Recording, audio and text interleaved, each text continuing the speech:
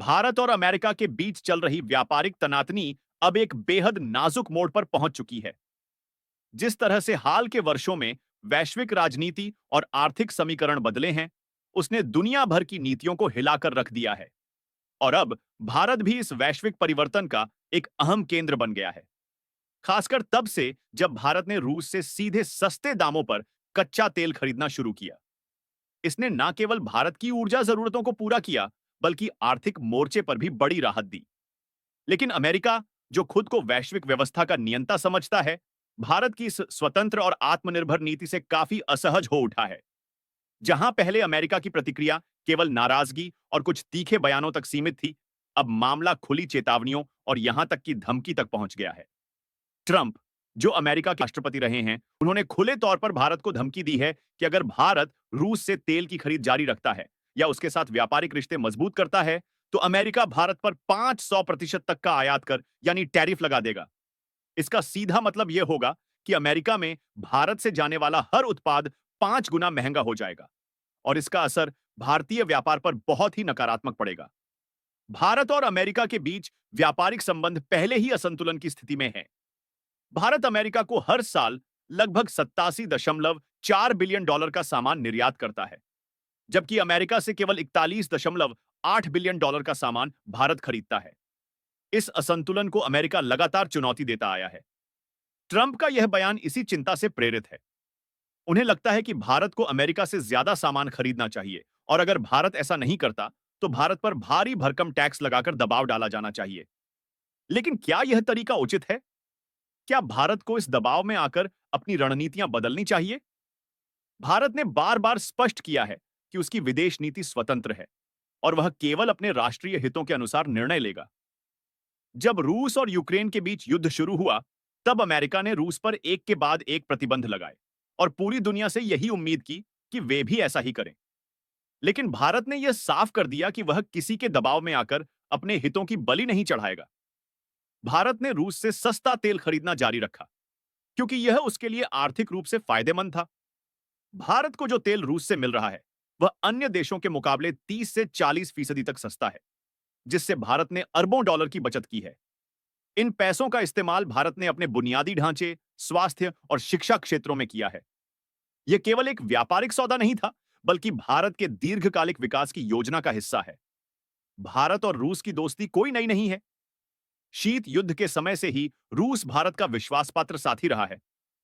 जब पश्चिमी देश भारत को हथियार देने से इनकार कर रहे थे, तब रूस ने खुलकर भारत का साथ दिया था। और अब जब भारत अपने ऊर्जा संसाधनों को सुरक्षित रखने के लिए रूस से सस्ता तेल खरीद रहा है, तो यह उसी भरोसे का नतीजा है। इस पूरे मामले में एक और महत्वपूर्ण पहलू है, डॉलर के मुकाबले व्यापार का स्वरूप। भारत और रूस अब अपने आपसी व्यापार में अमेरिकी डॉलर की जगह भारतीय रुपया और रूसी रूबल का इस्तेमाल कर रहे हैं। इससे अमेरिकी डॉलर की वैश्विक स्थिति को सीधा झटका लग रहा है। अमेरिका को यह बहुत नागवार गुजरा है। वह हमेशा चाहता रहा है कि वैश्विक व्यापार डॉलर में हो, ताकि उसकी मुद्रा का वर्चस्व बना रहे। लेकिन भारत और रूस की यह नई व्यवस्था वैश्विक मुद्रा नीति को चुनौती देती है और इसी बात से अमेरिका और अधिक बेचैन हो गया है। अब खबरें आ रही हैं कि अमेरिका इस दिशा में एक नया बिल लाने की योजना बना रहा है। इस प्रस्तावित कानून के तहत उन देशों पर भारी टैक्स लगाया जाएगा जो रूस से तेल खरीदते हैं। जाहिर है, भारत और चीन इसके सबसे बड़े निशाने पर होंगे, क्योंकि ये दोनों देश रूस से बड़े पैमाने पर तेल आयात कर रहे हैं। यह केवल आर्थिक नहीं, बल्कि पूरी तरह से एक राजनीतिक रणनीति है। भारत को इस खतरे को हल्के में नहीं लेना चाहिए, लेकिन उसे झुकना भी नहीं चाहिए। भारत को इस मुद्दे को अंतर्राष्ट्रीय मंचों पर ले जाना चाहिए, खासकर वर्ल्ड ट्रेड ऑर्गेनाइजेशन में। वहां भारत यह बात रख सकता है कि बिना किसी उचित आधार के किसी देश पर इस तरह से टैरिफ लगाना नियमों का उल्लंघन है और यह राजनीतिक दबाव का एक हथियार है। भारत को इस पर आपत्ति दर्ज करानी चाहिए और वैश्विक समर्थन जुटाना चाहिए। इसके साथ ही भारत को अपने एक्सपोर्ट को अमेरिकी बाजार के अलावा अन्य देशों में फैलाना होगा। यूरोप, दक्षिण अमेरिका, अफ्रीका और एशिया के अन्य देशों के साथ भारत को अपने व्यापारिक संबंध मजबूत करने होंगे।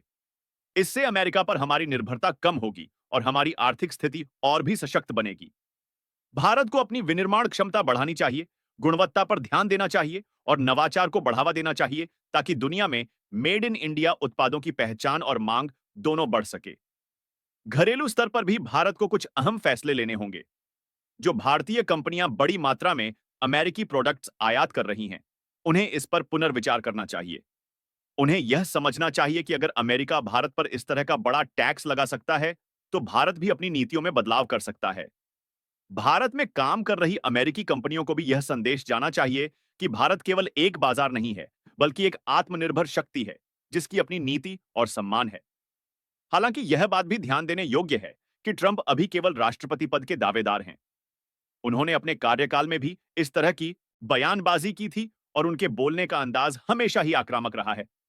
ऐसे में यह कहना अभी जल्दबाजी होगी कि अमेरिका की सरकार इस चेतावनी को वास्तव में लागू करेगी या नहीं। लेकिन फिर भी भारत को इस संभावित खतरे को लेकर सतर्क रहना चाहिए और सभी स्तरों पर तैयारियां पूरी रखनी चाहिए। भारत को अपनी कूटनीतिक नीति और आर्थिक रणनीति दोनों पर मजबूती से खड़ा रहना होगा। हमें यह नहीं भूलना चाहिए कि आज भारत केवल एक उभरती हुई अर्थव्यवस्था नहीं, बल्कि वैश्विक मंच पर एक सशक्त आवाज बन चुका है।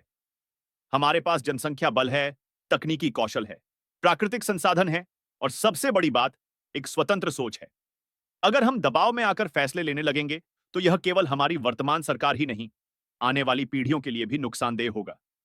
इसीलिए यह जरूरी है कि हम अपनी नीति को मजबूती से लागू करें और पूरी दुनिया को यह दिखा दें कि भारत अब किसी के दबाव में नहीं आता, बल्कि वह अपने राष्ट्रीय हितों को सर्वोपरि रखता है। हमारी विदेश नीति, हमारी आर्थिक नीति और हमारी रणनीतिक सोच आज दुनिया के बड़े-बड़े देशों को भी चुनौती दे रही है। और यही आत्मनिर्भर भारत की असली ताकत है,